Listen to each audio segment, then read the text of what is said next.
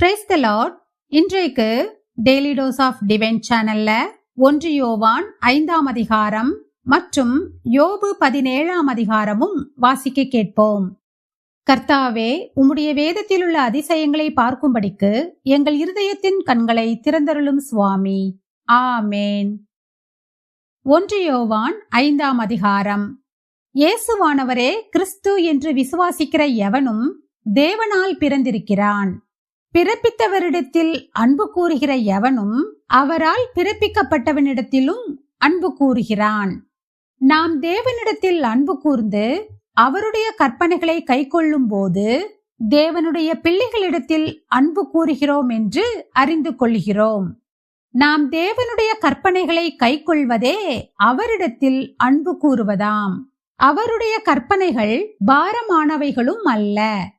தேவனால் பிறப்பதெல்லாம் உலகத்தை ஜெயிக்கும். நம்முடைய விசுவாசமே உலகத்தை ஜெயிக்கிற ஜெயம். இயேசுவானவர் தேவனுடைய குமாரன் என்று விசுவாசிக்கிறவனே என்று உலகத்தை ஜெயிக்கிறவன் யார்? இயேசு கிறிஸ்துவாகிய இவரே ஜலத்தினாலும் இரத்தத்தினாலும் வந்தவர். ஜலத்தினாலே மாத்திரமல்ல, ஜலத்தினாலும் இரத்தத்தினாலும் வந்தவர். ஆவியானவர் சத்தியமாகையால் ஆவியானவரே சாட்சி கொடுக்கிறவர். பரலோகத்திலே சாட்சியிடுகிறவர்கள் மூவர், பிதா, வார்த்தை, பரிசுத்த ஆவி என்பவர்களே. இம்மூவரும் ஒன்றாயிருக்கிறார்கள். பூலோகத்திலே சாட்சியிடுகிறவைகள் 3, ஆவி, ஜலம், இரத்தம் என்பவைகளே. இம்மூன்றும் ஒருமைப்பட்டிருக்கிறது. நாம் மனுஷருடைய சாட்சியை ஏற்றுக்கொண்டால் அதை பார்க்கிலும் தேவனுடைய சாட்சி அதிகமாயிருக்கிறது. தேவன் தமது குமாரனை குறித்து கொடுத்த சாட்சி இதுவே. தேவனுடைய குமாரனிடத்தில் விசுவாசமாயிருக்கிறவன் அந்த சாட்சியை தனக்குள்ளே கொண்டிருக்கிறான். தேவனை விசுவாசியாதவனோ தேவன் தம்முடைய குமாரனை குறித்து கொடுத்த சாட்சியை விசுவாசியாததினால் அவரை பொய்யராக்குகிறான். தேவன் நமக்கு நித்திய ஜீவனை தந்திருக்கிறார். அந்த ஜீவன் அவருடைய குமாரனில் இருக்கிறதென்பதே அந்த சாட்சியாம். குமாரனை உடையவன் ஜீவனை உடையவன். தேவனுடைய குமாரன் இல்லாதவன் ஜீவன் இல்லாதவன். உங்களுக்கு நித்திய ஜீவன் உண்டென்று நீங்கள் அறியவும் தேவகுமாரனுடைய நாமத்தின் மேல் நீங்கள் விசுவாசமாயிருக்கவும் தேவகுமாரனுடைய நாமத்தின் மேல் விசுவாசமாயிருக்கிற உங்களுக்கு இவைகளை எழுதியிருக்கிறேன். நாம் எதையாகிலும் அவருடைய சித்தத்தின்படி கேட்டால் அவர் நமக்கு செவி கொடுக்கிறார் என்பதே அவரை பற்றி நாம் கொண்டிருக்கிற தைரியம். நாம் எதை கேட்டாலும் அவர் நமக்கு செவி கொடுக்கிறார் என்று நாம் அறிந்திருந்தோமானால் அவரிடத்தில் நாம் கேட்டவைகளை பெற்றுக்கொண்டோம் என்றும் அறிந்திருக்கிறோம். மரணத்துக்கு ஏதுவல்லாத பாவத்தை தன் சகோதரன் செய்ய ஒருவன் கண்டால் அவன் வேண்டுதல் செய்ய கடவன். அப்பொழுது அவனுக்கு ஜீவனை கொடுப்பார். யாருக்கென்றால் மரணத்துக்கு ஏதுவல்லாத பாவத்தை செய்தவர்களுக்கே. மரணத்துக்கு ஏதுவான பாவம் உண்டு, அதை குறித்து வேண்டுதல் செய்ய நான் சொல்லேன். அநீதி எல்லாம் பாவந்தான் என்றாலும் மரணத்துக்கு ஏதுவல்லாத பாவமும் உண்டு. தேவனால் பிறந்த எவனும் பாவம் செய்யான் என்று அறிந்திருக்கிறோம். தேவனால் பிறந்தவன் தன்னை காக்கிறான், பொல்லாங்கன் அவனை தொடான். நாம் தேவனால் உண்டாயிருக்கிறோம் என்றும் உலகம் முழுவதும் பொல்லாங்கனுக்குள் கிடைக்கிறதென்றும் அறிந்திருக்கிறோம். அன்றியும் நாம் சத்தியமுள்ளவரை அறிந்து கொள்வதற்கு தேவனுடைய குமாரன் வந்து நமக்கு புத்தியை தந்திருக்கிறார் என்றும் அறிவோம். அவருடைய குமாரனாகிய இயேசு கிறிஸ்து எண்ணப்பட்ட சத்தியமுள்ளவருக்குள்ளும் இருக்கிறோம். இவரே மெய்யான தேவனும் நித்திய ஜீவனுமாயிருக்கிறார்.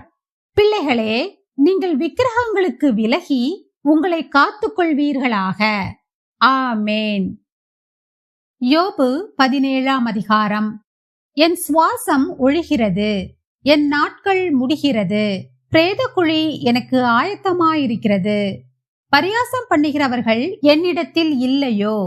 அவர்கள் செய்யும் அநியாயங்களை என் கண் பார்த்து கொண்டிருக்கிறது. தேவரீர் என் காரியத்தை மேல் போட்டுக்கொண்டு எனக்காக பிணைப்படுவீராக. வேறே யார் எனக்கு கை கொடுக்கத்தக்கவர்? நீர் அவர்கள் இருதயத்துக்கு ஞானத்தை மறைத்தீர், ஆகையால் அவர்களை உயர்த்தாதிருப்பீர்.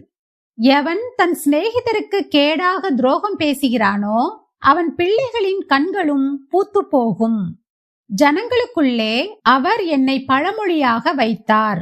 அவர்கள் முகத்துக்கு முன் நான் அருவருப்பானேன். இது நிமித்தம் என் கண்கள் சஞ்சலத்தினால் இருளடைந்தது. என் அவயவங்களெல்லாம் நிழலை போலிருக்கிறது. சன்மார்க்கர் இதற்காக பிரமிப்பார்கள். குற்றமில்லாதவன் மாயக்காரனுக்கு விரோதமாக எழும்புவான். நீதிமான் தன் வழியை உறுதியாய் பிடிப்பான். சுத்தமான கைகளுள்ளவன் மேன்மேலும் பலத்து போவான். இப்போதும் நீங்கள் எல்லாரும் போய் வாருங்கள். உங்களில் ஞானமுள்ள ஒருவனையும் காணேன். என் நாட்கள் போயிற்று.